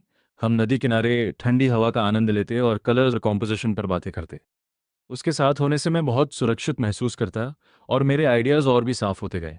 मेरी सासू माँ को भी पता चला कि मैं कंपटीशन में हिस्सा ले रहा हूँ। उन्होंने मुझे कॉल किया और कहा कि वो मेरा पक्ष नहीं लेंगी, सिर्फ इसलिए कि मैं उनका दामाद हूँ, पर वो मुझे प्रोफेशनल सलाह ज़रूर दे सकती हैं। मैंने थोड़ा सोचा और मना कर दिया। मैंने कहा, माँ, मैं अपनी मेहनत से जीतना चाहता हूँ। मैं नहीं चाहता कि लोग कहें मुझे तरफदारी की वजह से जीत मिली। भले ही मैं न जीतूं, पर कम से कम मुझे पता होगा कि मैंने अपना बेस्ट दिया। 15 दिन बाद मेरा प्रोजेक्ट तैयार था। मैं अपने काम को बड़े गर्व से देख रहा था। वो लेक एराई के किनारे मेरी और फू वैनमैन की एक ड्राइंग थी। वो मेरा हाथ पकड़े हुए खिलखिला रही थी। बैकग्राउंड में लेक एराई की चमक और गहरे नीले आसमान का तालमेल बहुत खूबसूरत था। रंगों का चुनाव एकदम परफेक्ट था। हर स्ट्रोक में मेरा उसके लिए प्यार झलक रहा था। जब फू वैनवैन ने वो ड्राइंग देखी तो उसकी आंखें चमक उठीं। उसने मुझे गले लगाया और किस किया। जान, तुम्हारी ड्राइंग बहुत खूबसूरत है, तुम जरूर जीतोगे। मैंने उसके गाल खींचते हुए कहा, काश तुम्हारी बात सच हो जाए। प्रोजेक्ट भेजने के बाद लंबा इंतजार शुरू हुआ। मैं रोज कंपटीशन की वेबसाइट चेक करता। मन में डर और उम्मीद दोनों थे। फू वैन वैन हमेशा मुस्कुराकर मुझे शांत करती। आखिरकार रिजल्ट आ गया। मैंने गोल्ड प्राइज जीता था। उस पल मैं इतना इमोशनल हो गया कि कुछ बोल ही नहीं पाया। मैंने बस फू वैन वैन को गोद में उठाया और हवा में गोल गोल घुमाया। वो हंस रही थी। उसने मेरा गला पकड़ लिया और मेरे चेहरे को चूमने लगी। मेरे ससुराल वालों का भी तुरंत कॉल आया। सचिन, हमें तुम पर बहुत गर्व है। माँ को पता था कि तुम कर लोगे बेटा, तुम टैलेंटेड हो। प्राइज मनी से मैंने सबसे पहले एक ज्वेलरी शॉप जाकर फू वैनमैन के लिए एक डायमंड रिंग चुनी। वो बहुत महंगी तो नहीं थी, पर मैंने उसे बहुत सोच समझकर पसंद किया था। रिंग के अंदर हमारे नाम लिखे थे, सोचन और फू वैनमैन। रात को घर पर मैंने रिंग निकाली और फू वैनमैन के सामने घुटनों पर बैठकर बड़ी गंभीरता से कहा, वैनमैन, जब हमारी शादी जल्दबाजी में हुई थी तब मैंने तुम्हें कुछ नहीं दिया था। ना कोई प्रपोजल, ना कोई रिंग और ना ही कोई ढंग की वेडिंग सेरेमनी। पर जो मैं तुम्हारे लिए महसूस करता हूँ वो कभी भी महज एक इम्पल्स नहीं था। मुझे एहसास हुआ है कि मैं तुमसे हर बीतते दिन के साथ और भी प्यार करने लगा हूँ। इस जिंदगी में बस तुम ही हो। क्या तुम मुझसे शादी करोगी? ये कोई जल्दबाजी वाली शादी नहीं, बल्कि एक असली और उम्र भर वाली शादी होगी। फू वैन वान वहीं खड़ी रही। उसकी आंखों से आंसू बहने लगे और उसने सिसकते हुए सिर हिलाया। हाँ सचिन, मैं तैयार हूँ। मैंने उसके हाथ में अंगूठी पहना दी। अब से यह अंगूठी तुम्हें मुझसे बांध कर रखेगी। इस जन्म में भागने की सोचना भी मत। मैं इस जन्म में कहीं नहीं जाऊंगी। अगले कुछ दिनों में हमने शादी की तैयारी शुरू की। टिया आफू बहुत बिजी थीं। हमसे ज़्यादा एक्साइटेड तो वो थीं। मेरी सासू माँ ने खुद हमारी वेडिंग आउटफिट्स डिज़ाइन की। वेडिंग ड्रेस सफ़ेद रंग की थी, जिस पर मोतियों और लेस का बहुत महीन काम था, जिसमें फू वैन मैन किसी परी जैसी लग रही थी। मेरा सूट काले रंग का था, एकदम फिट। मेरे ससुर जी ने वेन्यू और गेस्ट लिस्ट की जिम्मेदारी ली और सब कुछ बखूबी संभाला। मेरे दोस्त भी मदद के लिए दौड़े आए। गोन्जो बेस्ट मैन बन गया। जैन और जियान निमाओ ने हमारा नया कमरा सजाने और मिठाइयाँ खरीदने में मदद की। शादी ग्रेजुएशन के दिन तय हुई थी। यूनिवर्सिटी ऑफ नानिन का कैंपस खुशियों और स्टूडेंट्स की हंसी से गूंज रहा था। और मेरी शादी भी उसी दिन यूनिवर्सिटी ऑफ नंदा के कैंपस में हुई। यहीं मैं और फू वैनवान पहली बार मिले थे और यहीं से हमारी कहानी शुरू हुई थी। शादी के दिन धूप बहुत अच्छी खिली थी और हल्की हवा चल रही थी। फू वैनवान ने मेरी सासू माँ की बनाई हुई वेडिंग ड्रेस पहनी थी और वो अपने पापा का हाथ थामे धीरे धीरे मेरी तरफ आ रही थी। उसके चेहरे पर एक प्यारी सी मुस्कान थी और उसकी आंखों में सिर्फ मैं था। उस पल मुझे ऐसा लगा जैसे पूरी दुनिया शांत हो गई है और मेरी आंखों में भी सिर्फ वही थी। मेरे ससुर जी ने उसका हाथ मेरे हाथ में दिया, मेरे कंधे पर थपथपाया और बोले, क्यों बेटा, अब वैनमन तुम्हारी जिम्मेदारी है। अगर तुमने उसे कभी दुख पहुंचाया तो मैं तुम्हें छोड़ूंगा नहीं। गुआनजू ने मंच पर जाकर भाषण दिया और हमारी पुरानी मजेदार कहानियां सुनाई। कैसे मैंने क्लासरूम में उसे अपनी पत्नी बुलाया था और कैसे हम क्लास बंक करते हुए पकड़े गए थे। उसने चौटानले वाली बात भी बताई जिसे सुनकर सब हंस पड़े। फू वैनमान मुझसे चिपक कर इतना हंसी कि उसकी आंखें बंद हो गईं। रिंग एक्सचेंज करते समय फू वैनमान ने मेरे हाथ में अपनी रिंग से मैचिंग अंगूठी पहनी और धीरे से कहा, सोचन, हमारी बाकी की जिंदगी के लिए। मैंने उसका हाथ कसकर पकड़ा, उसके माथे को चूमा और कहा, फू वैन वैन, मेरी पूरी जिंदगी अब तुम ही हो। शादी के बाद मैं और फू वैनमैन अपनी वेडिंग आउटफिट्स में ही यूनिवर्सिटी ऑफ नंदा के कैंपस में घूमने लगे। सब कुछ वैसा ही था, बस मेरे साथ जो इंसान था वो अब मेरी पूरी जिंदगी बन चुका था। कुछ स्टूडेंट्स ने हमें देखा और मुस्कुराते हुए चिल्लाए, हैप्पी मैरिड लाइफ। फू वैनमैन ने भी मुस्कुराकर जवाब दिया। उसने मेरा हाथ पकड़ लिया और अपना सिर मेरे कंधे पर टिका दिया। धूप की गर्माहट और वो पल बहुत सुकून भरा था। मैंने उसकी तरफ देखा और धीमी आवाज में कहा, वैनमैन, तुम्हें पता है, जब मुझे पता चला था कि प्रोफेसर चिया ने इस्तीफा दे दिया है तो मैं बहुत खुश था। मुझे लगा था कि अब फिजिक्स नहीं पढ़नी पड़ेगी, पर किसे पता था कि मेरी फ्लैश मैरिज वाली पत्नी ही मेरी फिजिक्स टीचर बन जाएगी। उस समय मुझे लगा था कि यह दुनिया की सबसे अजीब बात है। और अब क्या तुम्हें अभी भी अजीब लगता है? मैंने उसके गाल खींचे और उसे किस किया। मैंने गंभीरता से कहा, नहीं, बिल्कुल भी नहीं, ये मेरी जिंदगी की सबसे खुशकिस्मती वाली मुलाकात थी। इतने उतार चढ़ाव के बाद ऐसा लगता है जैसे मेरी किस्मत में तुम ही लिखी थी। हमारी जल्दबाजी वाली शादी से लेकर मेरी आवाज़ जाने वाले मज़ेदार पलों तक और अब इस गहरे वादे तक। फू वैनमैन के साथ मेरी कहानी एक इत्तेफाक से शुरू हुई थी और अब एक गहरे प्यार में बदल चुकी है। अपनी बाकी की पूरी ज़िंदगी, चाहे बसंत हो या पतझड़, सर्दी हो या गर्मी, मैं हमेशा तुम्हारा हाथ थामे रहूँगा और हम कभी अलग नहीं होंगे। और हमारे गुजरे हुए कल की वो छोटी छोटी बहसें और मज़ेदार पल हमारी ज़िंदगी की सबसे अनमोल यादें बन जाएंगी, जो हमेशा हमारे दिल को गर्माहट देती रहेंगी। शुरू करने से पहले आज का पहला टारगेट सेट करते हैं। इस वीडियो पर 2K लाइक्स का एम। अगर आपको ये जर्नी पसंद आ रही है, अगर हर एपिसोड आपको फील होता है, तो लाइक बटन दबाओ और 2K का टारगेट मिलकर कंप्लीट करते हैं। आपका एक लाइक सिर्फ बटन नहीं, ये प्रूफ है कि आप इस स्टोरी का पार्ट हो। चैनल को सब्सक्राइब करके बेल ऑन कर दो ताकि हर नया एपिसोड, हर नया ट्विस्ट सबसे पहले आप तक आए। और हाँ, आज का सबसे इंपॉर्टेंट मिशन, हर इंसान एक वीडियो को 3 टाइम्स हाइप कर सकता है, तो अभी के अभी 3/3 हाइप पॉइंट्स कंप्लीट करो।